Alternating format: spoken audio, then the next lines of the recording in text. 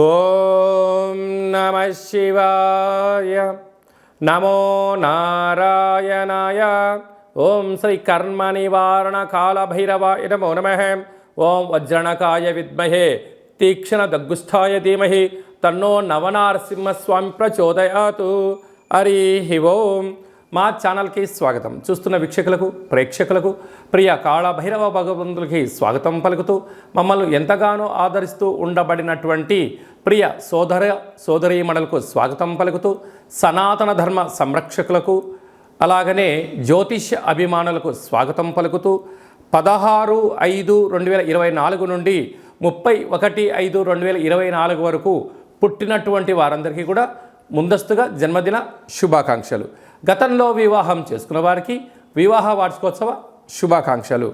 మనకు వైశాఖ మాసం అనగానే పండగలకు కొదవలేనటువంటి మాసము కనుక అన్నవరంలో సత్యనారాయణ స్వామి యొక్క కళ్యాణము, స్వామివారిని స్మరించడం, ధ్యానించడం, వీలైతే ఇంట్లో మనము సంవత్సరానికి ఒక్కసారైనా శ్రీ రమా సహిత సత్యనారాయణ స్వామి వ్రతాన్ని ఆచరించుకోవడం వలన స్వామి యొక్క ఆశీస్సులు ఉంటాయి. అలాగనే మనకు వాసవి మాత అమ్మవారి యొక్క జయంతి, అమ్మను స్మరిస్తే అన్నీ మనకు ఉన్నట్లే అని చెప్పి గమనించాలి. అలాగనే మాసానాం వైశాఖ మాసం అంటారు. వైశాఖ మాస పూర్ణిమ తిథి యందున అరుణాచల స్వామివారి యొక్క గిరి పర్వత ప్రదక్షిణ చేసినట్లయితే సర్వము శుభప్రదమే అని చెప్పి గమనించాలి. ద్వాదశ రాశుల్లో గ్రహ గమనాలు ఒకసారి వీక్షింపచేద్దాం.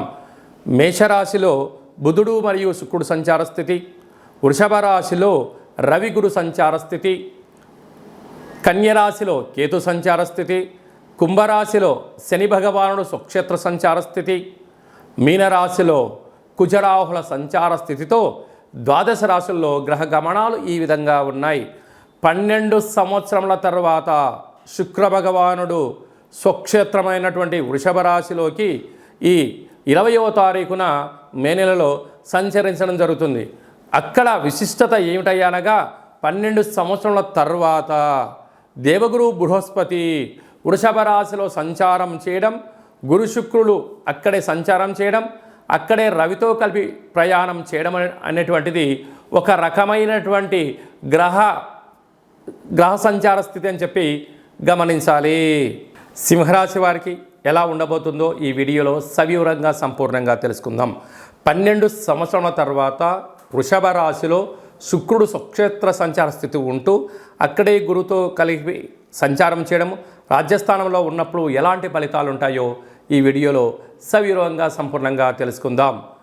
సింహరాశిలో ఏ నక్షత్రాలు వస్తాయనగా మఖా నక్షత్రంలోని 4 పాదాలు, పుబ్బా నక్షత్రంలోని 4 పాదాలు, ఉత్తరా నక్షత్రంలోని 1 పాదం కలిపితే సింహరాశి అవుతుంది. చాలామందికి పుట్టినటువంటి కాల సమయంలో డేటా ఆఫ్ బర్త్లు లేనటువంటి కారణం వలన పేరు యొక్క మొదటి అక్షరాన్ని అనుసరిస్తూ రాశిని తెలుసుకునే ప్రయత్నం అవుతుంది. మా, మీ, మో, మే, మో, టా, టీ, టు, టే అక్షరాల వారు సింహరాశి జాతకులే. సింహరాశి యొక్క అధిపతి సూర్య భగవానుడు.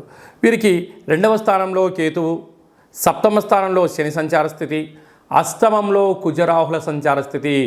కుజదోష ప్రభావంగా ఉండడం వలన వృత్తులలో, ఉద్యోగాల్లో, వ్యాపారాల్లో అనేక మంది శత్రువులు పొంచి ఉన్నారు. అప్పులు ఇవ్వద్దు, అప్పులు తెచ్చుకోవద్దు.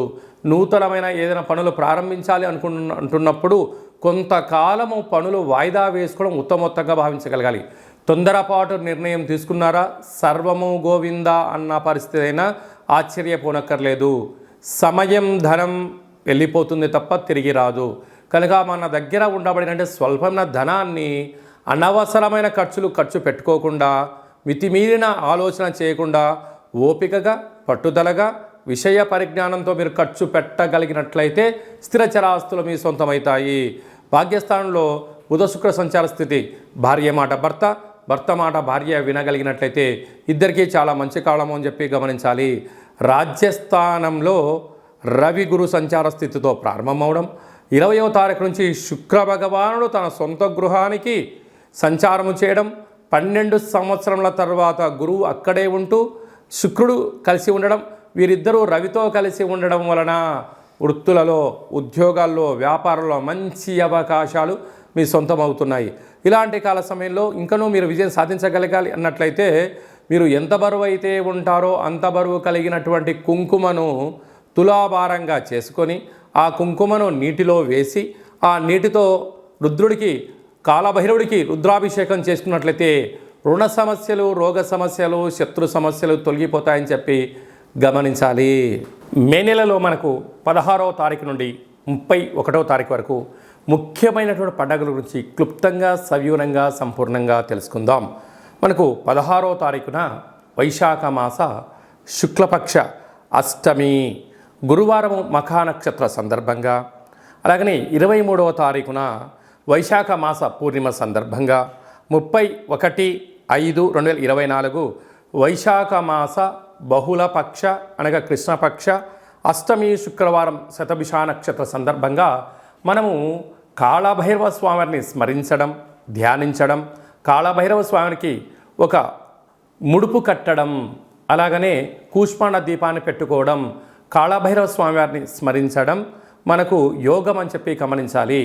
కలియుగ కాలంలో కాలాన్ని శాసింపజేసే శక్తి కేవలం కాళభైరవ స్వామివారికే ఉంటుంది. కనుక కాలం మనకు అనుకూలించాలన్నా, అంటే విద్యార్థులు బాగా చదువుకొని పరీక్ష రాసి ఉత్తీర్ణత సాధించాలనుకున్నా, బాగా చదివినటువంటి స్టూడెంట్స్కు మంచి ఉద్యోగం రావాలనుకున్నా, వివాహం కావాలనుకున్నా, సత్సంతాన సౌభాగ్య స్థితి కావాలనుకున్నా, వృత్తి, ఉద్యోగ, విదేశీయాన, రాజకీయ, వ్యాపార రంగ సేవా కార్యక్రమాల్లో చురుకుగా పాల్గొనడం, విజయాన్ని సాధించగలగాలి అన్నట్లయితే కళౌ కాళభైరవ అంటారు.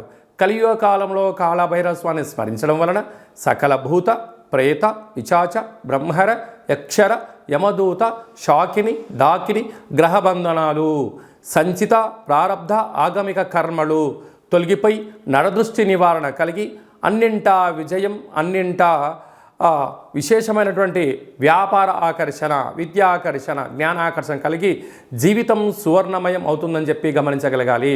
వీలైతే మీరు ఇంట్లో కాళభైరవ స్వామికి పూజా కార్యక్రమం ఆచరించుకోండి. కుదరలేదు, మన యొక్క దేవాలయంలో 4 మంగళవారాలు, 4 శనివారాలు, శుద్ధాష్టమి, పూర్ణిమ, బహుళాష్టమి సందర్భంగా ఒక్కొక్క నెలలో ఒక్కొక్క కాళభైరవ స్వామి వారు ఉంటారు. కాళభైరవ స్వామి వారి యొక్క పూజ, కాళభైరవ స్వామి యొక్క సౌభాగ్య ముడుపు, కాళభైరవ స్వామికి కూష్మాండ దీపము, హోమ కార్యక్రమాలు చేయించి ఆసక్తి గలవారు ఈ కింద సంప్రదించినట్లయితే మీకు ప్రత్యేకంగా వాట్సాప్ కాల్ ద్వారా, వీడియో కాల్ ద్వారా పూజ చేయించి స్వామి యొక్క ప్రసాదాన్ని మీకు అందజేయడం జరుగుతుంది. ఆసక్తి గలవారు ఈ కింద సంప్రదించి మీ గోత్రనామాలను నమోదు చేసుకోగలరు. ఇంకనూ మనం విజయం సాధించగలగాలి అన్నట్లయితే కాళభైరవ స్వామి వారి యొక్క పాత్ర ఇది స్వర్ణాకర్షణ కాళభైరవ అక్షయ పాత్ర అంటారు. అక్షయం అనగా నశించబడినటువంటిది. ఇందులో రాసులు 12 ఎలా ఉంటాయో 12 రాసులను ఇందులో అచ్చు వేయడం జరుగుతుంది అని చెప్పి గమనించాలి. కనుక ఈ యొక్క పాత్ర యొక్క విశిష్టత ఏమిటనగా శబ్ద తరంగాల ద్వారా ఓంకార శబ్దం రావడము, ఈ శబ్దం ఇంట్లో ప్రసరించడం వలన సకల దుష్టగ్రహాలు వెళ్ళిపోవడము, మానవుని శరీరంలో ఉండబడినటువంటి షట్చక్రాలు వికసింపజేయడము, తను ఏదైతే అనుకుంటాడో దాంట్లో విజయం సాధించడం జరుగుతుందని చెప్పి గమనించగలగాలి. గృహంలో నివసిస్తున్నటువంటి జ్యేష్ఠాదేవి ఈ శబ్ద త్వరితకి బయటికి వెళ్ళిపోయి గ్రామ, రాష్ట్ర, దేశ, ప్రపంచ స్థాయిలో సంచరిస్తూ ఉండబడినటువంటి ధనలక్ష్మీదేవి అమ్మవారు గృహంలోకి స్వాగతం పలుకుతుందని చెప్పి గమనించాలి. ఈ పాత్రను ఎలా ఉపయోగించాలో ఒకసారి గమనిద్దాం. ఓం కాళభైరవాయ నమః. హరి ఓం.